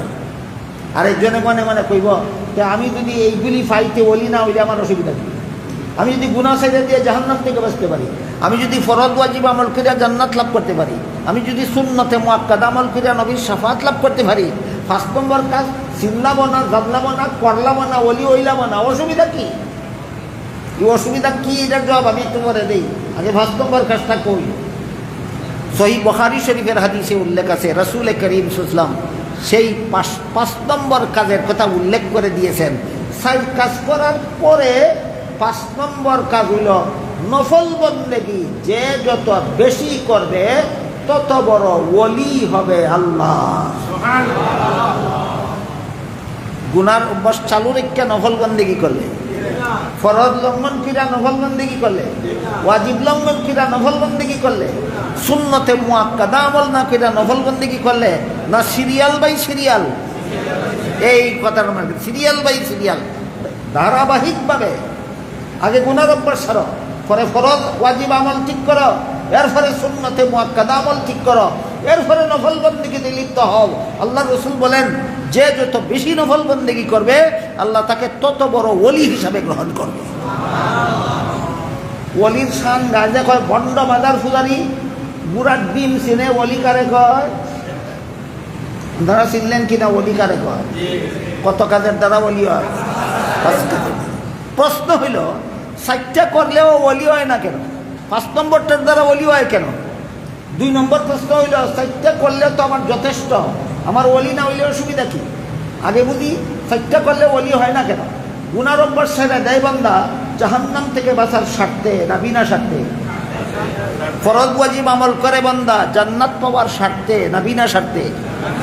সুন্নতে মুআক্কাদা আমল করে বান্দা নবীর শাফাআত পাওয়ার স্বার্থে না বিনা স্বার্থে? যতক্ষণ পর্যন্ত নিজের স্বার্থে কাজ করে ততক্ষণ পর্যন্ত আল্লাহ তারে ওলি বানায় না। নফল বন্দেগী না করলেও জাহান্নাম থেকে বাঁচা যায়, নফল বন্দেগী না করলেও জান্নাত পাওয়া যায়, নফল বন্দেগী না করলেও নবীর শাফাআত পাওয়া যায়। কাজেই নফল বন্দেগীর মধ্যে বান্দার কোনো স্বার্থ নাই। নফল বন্দেগী যে করে একমাত্র মালিকরে খুশি করার জন্য করে। এই জন্য আল্লাহ রাসূল বলেন, যে যে বান্দা নফল বন্দেগীকে অভ্যাস বানায় আল্লাহ খুশি হইয়া তারে আল্লাহর ওলি বানায়। এবার বলেন, নিজের স্বার্থে আমল করলে ওলি হওয়া যায় না, স্বার্থহীন আমলের দ্বারা ওলি হওয়া যায়। স্বার্থহীন আমল কোনটা? এই জন্য বুখারী শরীফের হাদিস আল্লাহ রাসূল বলেন, নফল বন্দেগী যে যত বেশি করে আল্লাহ তাকে তত বড় ওলি বানায়। যেমন নাই নিজের স্বার্থে করে নাই, আল্লাহরে খুশি করার জন্য করে। আমার কথা বুঝে থাকলে বলেন, গুনার অভ্যাস ছেড়ে দেবেন আপনারা বিনা স্বার্থে না জাহান্নাম থেকে বাঁচার স্বার্থে? ফরজ ওয়াজিব আমল করবেন বিনা স্বার্থে না জান্নাত লাভের স্বার্থে? সুন্নতে মুআক্কাদা আমল করবেন বিনা স্বার্থে না নবীর শাফাআত পাওয়ার স্বার্থে? তাই এর দ্বারা ওলি হতে পারবেন। ওলি হবেন বিনা স্বার্থের কাজটা যখন করবেন, সেটা হইল নফল বন্দেগী। এটা না করলেও জাহান্নাম থেকে বাঁচা যায়, এটা না করলেও জান্নাত পাওয়া যায়, এটা না করলেও নবীর শাফাআত পাওয়া যায়। এটা যখন বান্দাই করে তখন আল্লাহ কয় এত নিজের স্বার্থে কাজ করে না, তো আমাকে খুশি করার জন্য করে, যা বান্দা আমি খুশি হইয়া তোরে আমার ওলি বানাইলাম। এখন প্রশ্ন হইল যে আমি কাজ করিয়া জাহান্নাম থেকে বাঁচলাম, জান্নাত পাইলাম, নবীর শাফাআত পাইলাম, 5 নম্বর কাজ করলামও না, আল্লাহর ওলিও হইলাম না, কি ক্ষতি? কোনো ক্ষতি নাই, কিন্তু একটা উপকার থেকে বঞ্চিত থাকতে হবে। উপকারটা কি? এবার শুনেন উপকারটা কি। মুমিন বান্দারা জান্নাতে গিয়া জান্নাতের সমস্ত নিয়ামত ভোগ করিয়া যত আনন্দ পাবে, আল্লাহর সাক্ষাতের আনন্দ হবে তার চেয়ে বেশি। বুঝে থাকলে বলেন, জান্নাতের নিয়ামত ভোগ করার আনন্দ বেশি না আল্লাহর সাক্ষাতের আনন্দ বেশি? সাইড কাজ যারা করবো এরা জান্নাতে আল্লাহর সাক্ষাৎ পাইব ফাঁকে ফাঁকে, সাক্ষাৎ পাইব। আর 5 নম্বর কাজ যারা করব এরা আল্লাহর সাক্ষাৎ পাইব সদা সর্বদা। বলেন, ওলি হওয়ার আলাদা আলাদা পুরস্কার আছে কিনা? এরা আল্লাহর সাক্ষাৎ পাইব জান্নাতে ফাঁকে ফাঁকে না সদা সর্বদা? সদা সর্বদা। এই জন্য হাদিস শরীফে আল্লাহ রাসূল বলেন, এই সমস্ত বান্দাদেরকে আল্লাহ তার ওলি বানায়, আর যারে আল্লাহ তার ওলি বানায় তার মুখ আল্লাহর মুখ হইয়া যায়, তার হাত আল্লাহর হাত হইয়া যায়, তার পা আল্লাহর পা হইয়া যায়। আমার কথাই যদি আপনারা ওলি চিন্তা রাখেন, এলে বলেন কেউ ফিরে না খালি হাতে খাজা বাবার দরবারে, এটা ওলির শান না? ওলিরে আল্লাহর শরীক বানাইয়া ওলির পূজা, যে ওলির শান নয়, করে ওলির পূজা আর কয় ওলির শান গায়।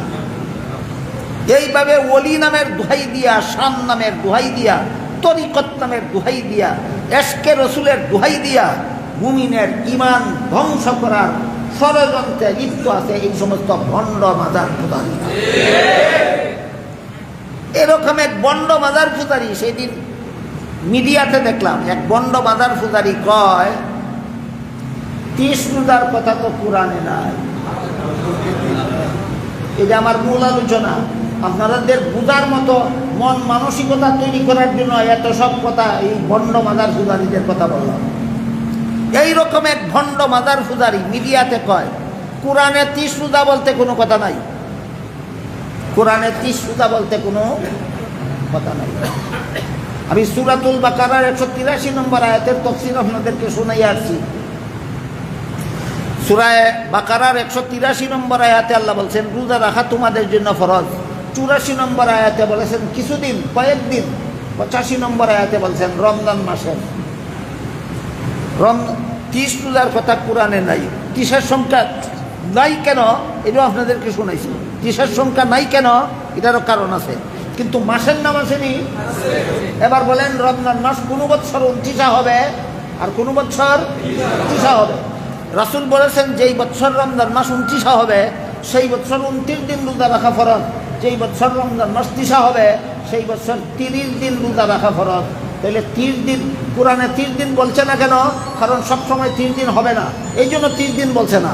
কিন্তু হাদিসে রাসূল 30 দিন বলছেন কিনা? যে কোরআনের দোহাই দিয়ে হাদিস মানলো না হাদিস অমান্য করলো? কোরআন না মানলে যেই রকমের কাফের, হাদিস না মানলে সেই রকমের কাফের। বলেন, বন্ড মাজার পূজারীরা মুমিন না কাফের? বন্ড মাজার পূজারীরা কাফের, যে হাদিস মানে না সে কাফের। এই বন্ডয় কি কইছে মিডিয়াতে? প্রথমে কইছে 30 রোজা কোরআনে নাই। রমজান মাস কোরআনে আসেনি? রমজান মাস কোনো বছর 30 হইব নি? তাহলে কোরআনে 30 রোজা নাই, তোর মাথা আছে না তোর বাপের মাথা আছে? রমজান মাস তো কোরআনে আছে। সূরাতুল বাকারার 185 নম্বর আয়াতে আল্লাহ বলছেন রমজান মাসে রোজা রাখা ফরজ। রমজান মাস তো কোরআনে আছে। রমজান মাস এক বছর হইব 29, এক বছর হইব 30। তাহলে রমজান মাস যেই বছর 30 হইব, এই বছর কোরআনের আয়াত মানতে হইলে রোজা রাখতে হইব। তাহলে 30 রোজা কোরআনে নাই কেমনে? 30 রোজা তো কোরআনে আছে, তুই মানুষ না, একবার কাফির হইছ। আবার কয় হাদিস আইছে 250 বছর পরে, ই হাদিস মানা যায় না, আবার কাফির হইছ। কোরআন না মান্য বন্ড একবার কাফির হইছে, হাদিস না মান্য বন্ড আরেকবার কাফির হইছে। হাদিস অমান্য করার জন্য বন্ডয় মিডিয়াতে যে যুক্তিটা দিছে সেটা হইল হাদিস মানা যায় না। কেন? হাদিস আইছে 250 বছর পরে। ইগুয়ার গোবিন্দ চিনেনি গুড়ার ডিম হাদিস কারে কয়? আপনারা এখন চিনন্দটা হাদিস কারে কয়? রাসূলের কাছে যেদিন থেকে কোরআন নাজিল শুরু হয়েছে সেই দিন থেকে যেদিন পর্যন্ত কোরআন নাজিল সমাপ্ত হয়েছে সেই দিন পর্যন্ত মেয়াদকাল 23 বছর। রাসূলের পবিত্র জিন্দেগির শেষের 23 বছরে রাসূলের কাছে কোরআন নাজিল হয়েছে। যেদিন থেকে কোরআন নাজিল শুরু হয়েছে এদিন থেকে রাসূল হাদিস বলা শুরু করছেন। যেদিন কোরআন নাজিল শেষ হয়েছে এদিন রাসূলের হাদিস বলা শেষ হয়েছে। সুতরাং কোরআন নাজিলের 250 বছর পরে থেকে থাকাকালে কোরআন নাজিল শুরু হওয়ার আগে নবী হাদিস দিয়েছেন উম্মতে, না নাজিল শুরু হওয়ার পর থেকে? যতদিনে কোরআন নাজিল হয়েছে রাসূল ততদিনে উম্মতকে হাদিস দান করেছেন। যতদিনে কোরআন নাজিল হয়েছে ততদিন রাসূল উম্মতকে হাদিস দান করেছেন। কেন? হাদিস হইল কোরআনের ব্যাখ্যা। হাদিস হইল কোরআনের ব্যাখ্যা। হাদিস অস্বীকার করার শয়তানিটা হইল কোরআনের 1 নম্বরের ব্যাখ্যা হইল রাসূলের হাদিস। হাদিসটা যদি অমান্য করার ফাঁক বাইর করতে পারে তাহলে কোরআনে ইচ্ছা মতো মন গড়া ব্যাখ্যা করার দরজা খুলে যায়। মন গড়া মতো কোরআনের ব্যাখ্যা করা আরেক কাফিরের কাজ। হাদিস শরীফে রাসূল করিম সাল্লাল্লাহু আলাইহি ওয়াসাল্লাম বলেন, যেই ব্যক্তি কোরআনে মন গড়া ব্যাখ্যা করে সে জাহান্নামী হওয়ার জন্য আর কোনো গুনাহ লাগবে না, একটা গুনাহই যথেষ্ট। কোরআনে মন গড়া ব্যাখ্যা করার গুনাহটাই জাহান্নামী হওয়ার জন্য যথেষ্ট। একটা উদাহরণ দিয়ে আজকের মতো কথা শেষ করি।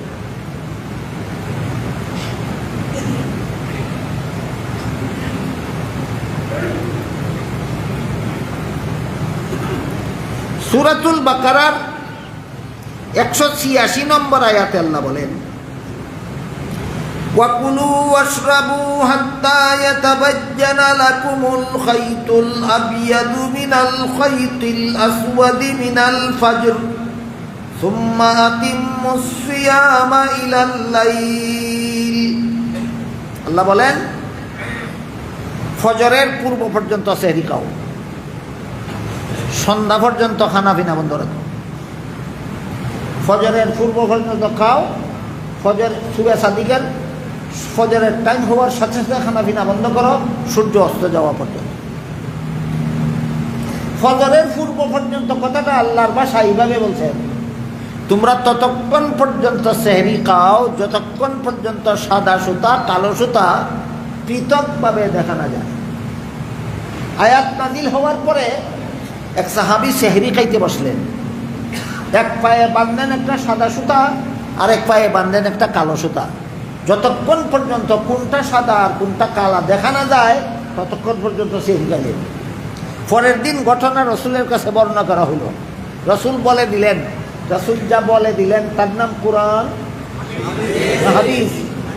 রসুল বলে দিলেন, এখানে সাদা সুতা বলতে আল্লাহ তুমি যেই সুতা বুঝছো সেই সুতা বুঝাইছেন না, আকাশের সাদা রং বুঝাইছেন।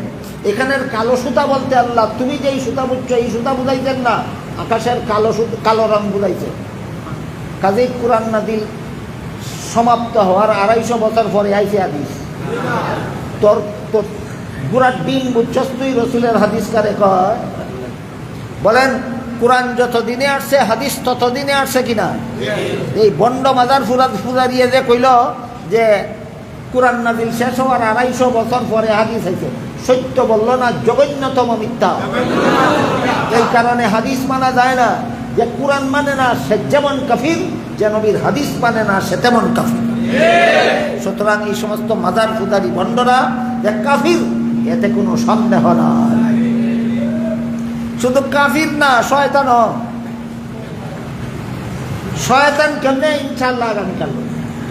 এই সমস্ত ভণ্ড মাজার ফুদারি কাফিরের দল যারা নামাজের বিরুদ্ধে কথা বলে, যারা রোজার বিরুদ্ধে কথা বলে, এরা করে ডাইরেক্ট শয়তান, ডাইরেক্ট শয়তান। আমি সৌদুল সুবুয়ায় শায়াতিনুল জিন্নি ওয়াল ইনসি আয়াতটা বই করে দিবেন, কোন সূরার কত নম্বর আয়াত ঠিক করে দিবেন, আমি কইলে আগামীকাল দেখা দিবেন ইনশাল্লাহ। আজকে শুধু আমরা এতটুকু বুঝলাম, এই সমস্ত মাদার ফুদারি বন্ডরা কাফির। আগামীকাল বুধবার শুধু কাফির নয়, শয়তানও। এখান থেকে ইনশাল্লাহ আগামীকাল আলোচনা শুরু।